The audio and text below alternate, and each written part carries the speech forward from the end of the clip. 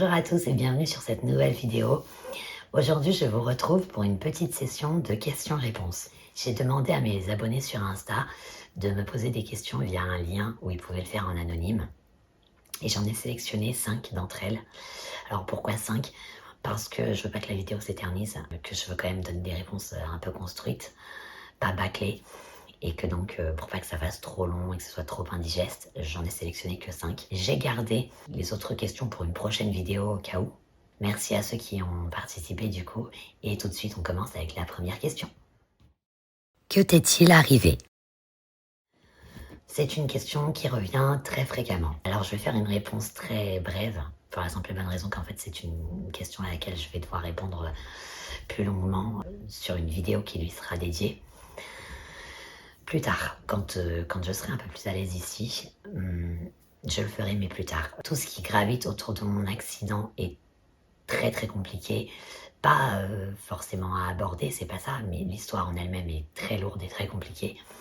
Et je peux pas le faire sur une vidéo comme ça, balancée au milieu de 5 questions. Donc, j'ai été brûlée dans un accident de voiture. Mettez bien des guillemets à accident de voiture.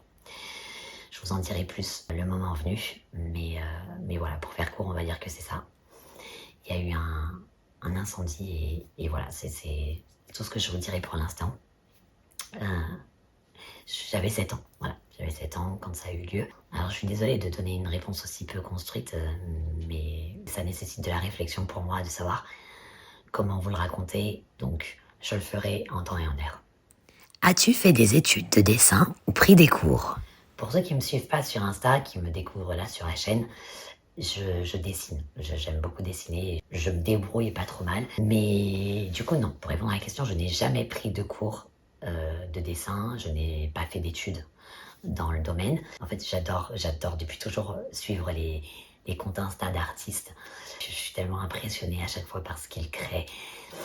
Et par toutes leurs œuvres que en fait un jour je me suis dit mais j'aimerais bien aussi avoir une capacité pareille, pourquoi pas essayer, enfin je veux dire je dois pas être plus nulle qu'une autre, à force d'entraînement peut-être que j'y arriverai, et à force de beaucoup d'entraînement, d'acharnement, beaucoup de pratique, je suis arrivée à un résultat que je juge aujourd'hui pas trop mal. Je suis évidemment loin d'avoir un niveau excellent, hein, mais je continue de progresser, je cherche à m'améliorer encore. Et voilà. Y a-t-il des choses que ta condition physique t'empêche de faire? Alors, en théorie, oui, probablement. En pratique, je suis quelqu'un qui part du principe que rien n'est impossible tant qu'on n'a pas tenté. Donc, même si ça me semble hors de portée, ou même si on me dit que c'est hors de portée, tant que j'aurais pas vu et décidé, en fait, limite, par moi-même, parce que, mine de rien, oui, c'est encore mon cerveau qui décide, eh bien, je ne serais pas d'accord avec le fait que je ne suis pas capable de le faire. Donc, je vais toujours tenter. Pour vous donner un exemple concret, je suis partie un peu avant l'épidémie, en sac à dos pendant 3 semaines au Pérou, en solitaire, contre avis médical, parce que j'ai des soucis respiratoires assez importants. Vous pouvez d'ailleurs l'entendre à ma façon de respirer. Et évidemment, l'altitude des terres péruviennes impliquait que je risquais d'avoir de plus gros soucis encore au niveau respiratoire. Donc mon médecin m'a dit que évidemment c'était prendre des risques inutiles, que je mettais ma vie en péril, etc. Chose à laquelle j'ai répondu, de toute façon, on verra bien. On verra bien quand on y sera. Si jamais je vois que ça ne le fait pas, bah, je reviendrai. Donc j'y suis quand même allée. Alors, j'aurais dû en principe partir en Bolivie après le Pérou. J'avoue que ça a été compliqué, que ça a commencé vraiment à être compliqué sur la fin. Donc après les 3 semaines au Pérou, je suis rentrée en France. J'ai pas fait la Bolivie. Mais j'ai tout de même fait l'ascension du Machu Picchu, entre autres. Et ça, c'est déjà une sacrée victoire. Je suis rentrée et mon médecin m'a gentiment dit « Tu défies toutes les statistiques ». Voilà, donc clairement, il faut tenter. Ne partez jamais du principe que vous n'y arriverez pas. Essayez toujours. Et si quelqu'un vous dit que vous n'y arriverez pas, alors là, ne l'écoutez pas. Vraiment, il faut que vous écoutez vous-même. Personne ne peut savoir mieux que vous de quoi vous êtes capable. Vous seul connaissez vos limites. Alors évidemment, je ne dis pas qu'il n'y a pas des choses que je ne serais pas capable, enfin que je serais incapable de faire, étant donné mon handicap. Enfin, encore une fois, je mets des guillemets sur mon handicap parce que j'estime qu'il ne me handicape pas en fait. Donc voilà. Mais pour l'instant, ça reste mon cerveau qui décide en fait. Mon corps est obligé de suivre. Mon cerveau lui laisse pas le choix. Peut-être qu'un jour, malheureusement, il en sera autrement. En attendant, heureusement pour moi, c'est encore mon cerveau qui décide. Voilà. Donc surtout, gardez bien en tête que rien n'est impossible tant que vous n'avez pas essayé. Comment t'es venue la passion de Disney? Alors Disney a toujours bercé ma vie, Disney a bercé mon enfance. J'ai passé ma jeunesse en milieu hospitalier. J'ai passé du coup plusieurs années de 7 ans à, je sais pas, 7, je dirais 12 ans à peu près, en milieu hospitalier. Et au tout début, quand j'étais au service des grands brûlés de l'hôpital Percy, mon médecin, qui était le médecin-chef du service, qui s'appelait le docteur Carcin, m'avait gentiment installé une télé avec un magnétoscope dans ma chambre. Et tous les 2-3 jours à peu près, il me ramenait une cassette Disney de ses enfants. Et toute la journée, les cassettes tournaient en boucle. C'était ma compagnie en fait. Les cassettes tournaient tout le temps, tout le temps, tout le temps. Les bandes s'usaient, mais vraiment. Et donc Disney a toujours fait partie de ma vie.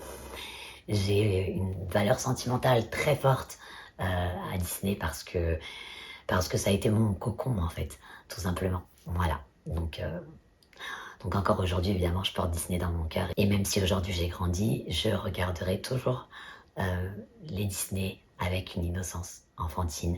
Et c'est ça qui fait du bien en fait. Parce que j'ai beau avoir mon regard d'adulte, je garde mon innocence quand je replonge dans les Disney. Qu'est-il arrivé à ta voix?